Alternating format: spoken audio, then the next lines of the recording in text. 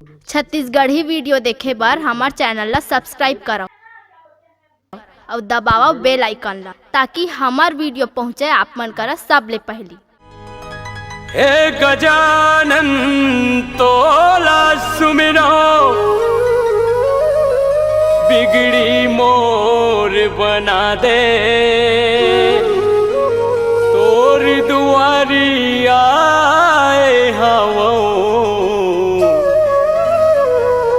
नैया पार लगा दे।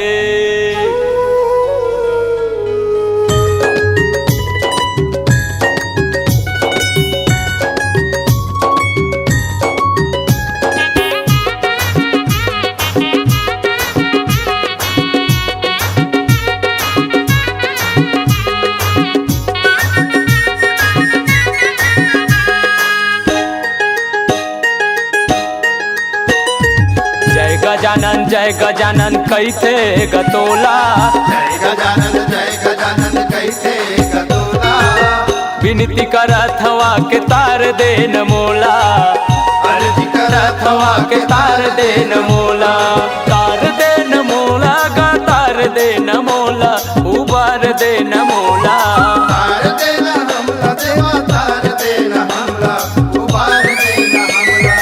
जय गजानन कैथे गतोला जय गजानन कैथे गतोला विनती करत हवा के तार दे न मोला अर्जी करत हवा के तार देना मोला।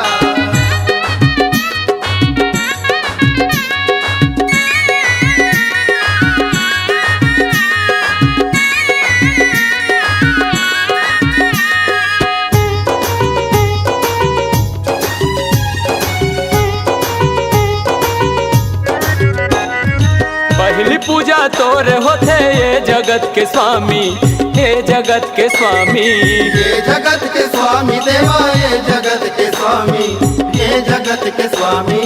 श्रद्धा सुमन अर्पित है तोला अंतर्यामी तोला अंतर्यामी तोला अंतर्यामी देवा तोला अंतर्यामी तोला अंतर्यामी।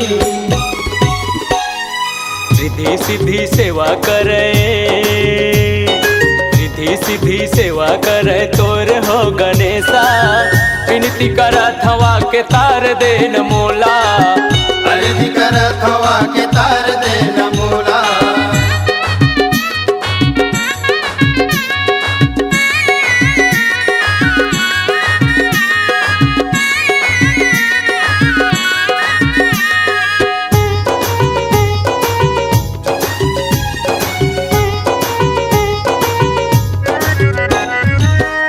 भक्ति करे माँ मन मोर झूमेगा मन मोर झूमेगा मन मोर झूमेगा देवा मन मोर झूमेगा मन मोर झूमेगा। जियत भर ले सेवा तोरे करही उदयगा करही उदयगा करही उदयगा देवा करही उदयगा करही उदयगा। विघ्न हरता मंगल करता हरता मंगल करता कैथे गतोला विनती करत हवा के तार दे न मोला अर्जी करत हवा के तार देना मोला। तार दे न मोला गा तार दे न मोला उबार दे न मोला तार देना हमला देवा तार देना हमला उबार देना हमला। जय गजानन कैथे गतोला जय गजानन कैथे गतोला विनती करत हवा के तार दे न मोला अर्जी करत हवा के तार देना मोला। विनती करत हवा के तार दे न मोला अर्जी करत हवा के तार देना मोला। विनती करत हवा के तार देना मोला अर्जी करत हवा के तार देना मोला। अगर आप अपनी आवाज को एक नया आयाम देना चाहते हैं तो चले आइए मल्टी ट्रैक डिजिटल रिकॉर्डिंग के लिए संपर्क करें HK म्यूजिक कंपनी कोटा डबरी चांपा छत्तीसगढ़।